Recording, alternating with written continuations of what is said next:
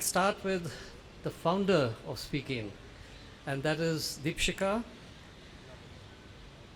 the person, the moving spirit behind this, esteemed panelists, esteemed jury members, esteemed awardees, members of the diplomatic corps, and all the esteemed guests present here. Thank you very much to all of you for having taken time out to be here. A lot of the awardees have actually, several of them have traveled from different parts of the country to be here. Thank you very much indeed.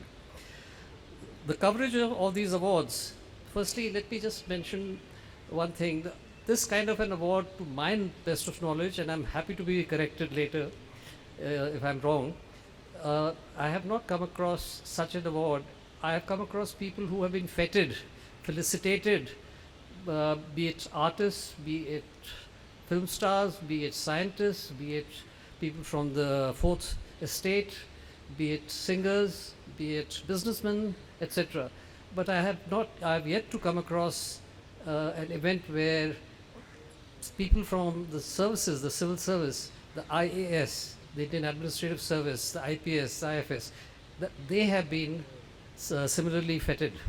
So I'm very glad that SpeakIn has taken this unique initiative and launched this award last year. Of course, COVID held back a physical award function, which we are going through now. Its successful launch has encouraged us to now make this an annual event. So this was not going to be the first and last. We'll make it an annual event and you'll hear more about it. The coverage of these awards are lifetime achievement, business and finance, technology and innovation, crisis management, heavy industry, transport and mobility, public policy and governance, ESGs, SDGs, and climate change, food and water, agriculture and livelihood. Now, there are many more sectors, but for a first-time attempt, we didn't want to stretch ourselves beyond a point. Just trying to figure out how do we find these 10 individuals across such a vast country like ours was initially a nightmare. Some of the other, we stumbled through it. It was a lot of research, a lot of hard work that went in, a lot of inputs came from members of the jury as well. And I'm personally delighted that I was asked to be a member of the jury as well. The Indian Administrative Service, which almost everyone knows as IAS, is the backbone of the administrative machinery of the country.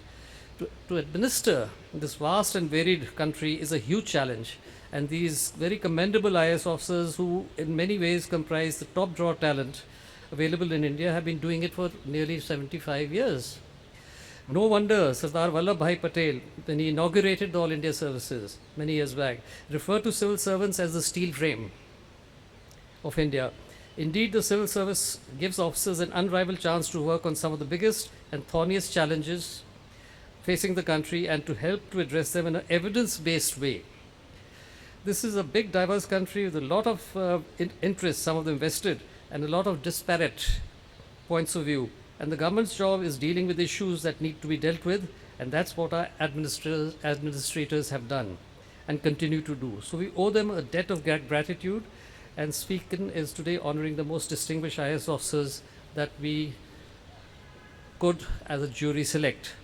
David Lloyd George had, many years prior to what Sardar Vallabhbhai Patel said when he was Prime Minister of UK, of this pre-independence of India, he had observed that in pre-independence India, the Indian civil service, he spoken about them, that if you take that steel frame out of the fabric, it will not only crumble, it will collapse.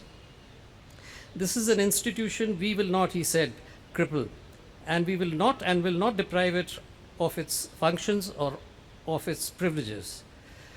Years later, after independence, Sardar Vallabhbhai Patel then went on to say and observe, he says, we really in this country appreciate the role of the civil service in keeping India united after partition. That's a very, very strong statement, and noted on the floor of Parliament that without them the country would have collapsed. And I don't think it's overstating things. That was a very difficult period, and it's these officers who held the country together in many, many ways.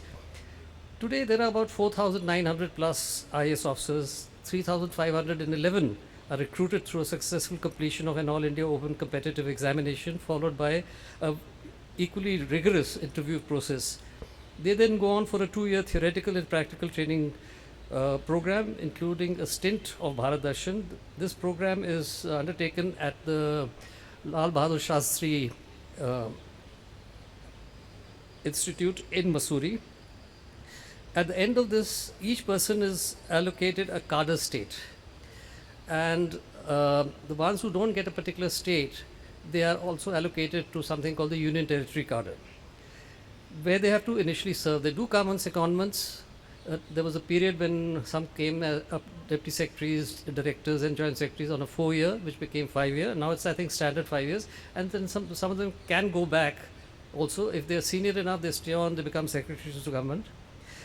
Now, this is on basis of governance.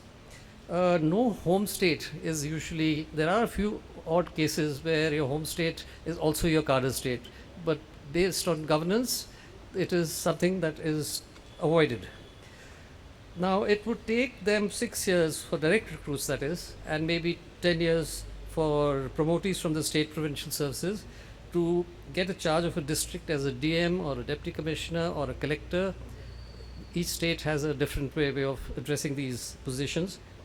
That is the first time they get an opportunity to take independent decisions on the ground in front of sometimes huge problems, including decisions on law and order. It could be taking a decision to fire on a crowd. But that's the first time these youngsters start exercising independent decisions. So when the jury looked at the range that they should select people from, they said we should start at the collector, deputy commissioner, DM level, and take it up to additional secretary or equivalent in Government of India. Because once you become a secretary, you don't need a pat on the back. You have reached the top. I mean, when you get into service, your ultimate aim is, I should become a secretary, retire as a secretary to Government of India. There are these DCs and DMs, etc. They today, from the pre-partition days of 250 districts, it's reached 750 districts. Of course, it continues to grow. Senior most IAS officer in India is called the Cabinet Secretary. N.R. Pillai was the first post-independent Cabinet Secretary from India, and that was in 1950. Vishnu Sahai, who was the 5th, 1st of July 1958 to 10th of November 1960, and then he did another stint, interestingly, 9/3/61 to 15/4/62. He once observed, made a comment on what are seen as faceless IAS officers, that civil servants must diligently do their duty.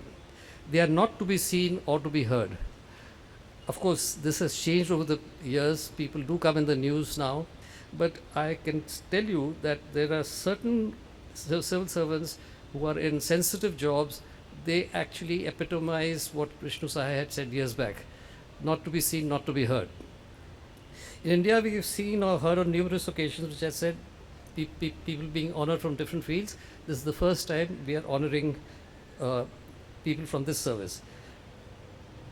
And particularly officers who have given exceptional services to the nation, and sometimes beyond the call of duty. The people we have finally selected here today are people who have given service which has been certainly beyond the call of duty. I don't want to take more of your time. A bit about SpeakIn, which is important. SpeakIn is Asia's finest consortium of experts and thought leaders. In fact, also Asia's largest now. With an expansion in Singapore and Far East, this platform works with and for businesses to connect them to experts for a one-on-one learning and group learning sessions. So I take this opportunity to wish Deepshika, Anand and her colleagues in SpeakIn all the best, and may they continue to flourish in the years to come. With that, I extend once more a very warm welcome to all present here. Thank you very much.